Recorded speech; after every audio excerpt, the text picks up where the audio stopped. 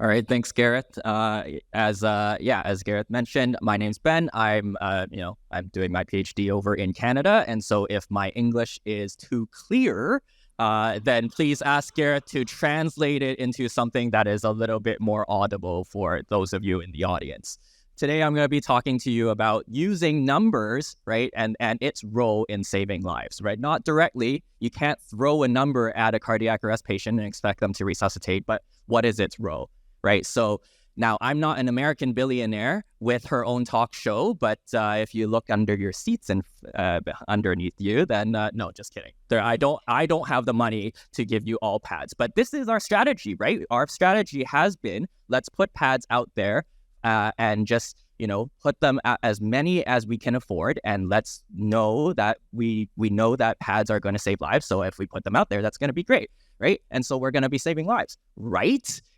But the survey says not really, right? And so what is going on here? Let's take a look at some numbers, right? I'm not going to show you any fancy stuff, just straight up. We've got more pads than ever. The number of pads registered on the circuit in Scotland or its predecessor has more than doubled over the last 3 years, right? We have probably exceeded now 5,000 pads across Scotland, which is very good compared to where we were pre-COVID. And COVID has not really affected that apart from its trajectory, right? And that's a good thing. We want pads to be out there. We want them to be registered. They are known to the ambulance service. They're known to bystanders. This is good.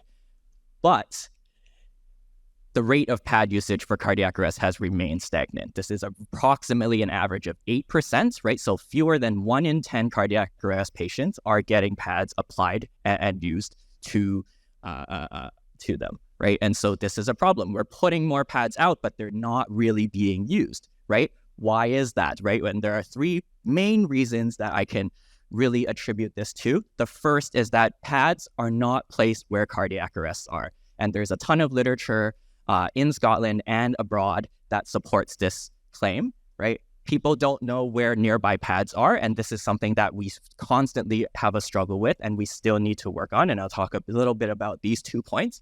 The third is that people don't know how to get or use the pads, and some of my colleagues have talked about and will continue to talk about this later on in the day. So I'm going to focus on the first 2, right? How do we put pads where cardiac arrests are going to happen?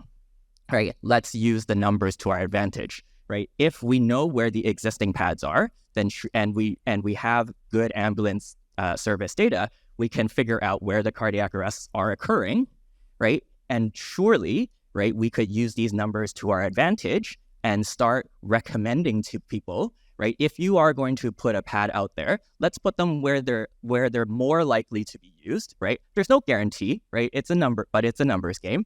And so we can look at where these cardiac arrests are distributed throughout Edinburgh, throughout Scotland, what have you, right? Using some spatial analytics techniques, right? That I won't bore you with the details of, right? Because I want you to stay awake for the rest of the day, right? But we can use this to our advantage, and we can tell people, if you're going to put a pad up, right? Put them in these areas, put them in places where they're more likely to be used, right? How will we do that, right? We need to really focus on knowledge translation.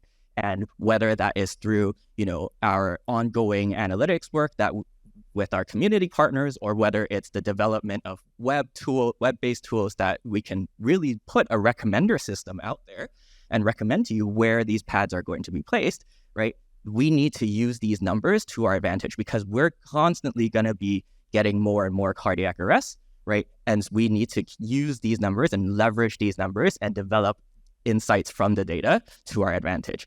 And right, why do we want to do this? Why does this matter, right? Because if we are putting pads in the right places, they're going to be in better proximity to cardiac arrest. Better proximity to cardiac arrest, right? We know from the literature is going to lead to better, higher usage rates for pads for cardiac arrest. And if we're going to be able to be successful for that, then we'll be able to focus on saving more lives through our pads, right? Will we save lives, right? What will the survey say 5 years from now, 10 years from now, as our recommended pads are put out there and get used? There's only one way to find out. So let's go find out, right? Thank you.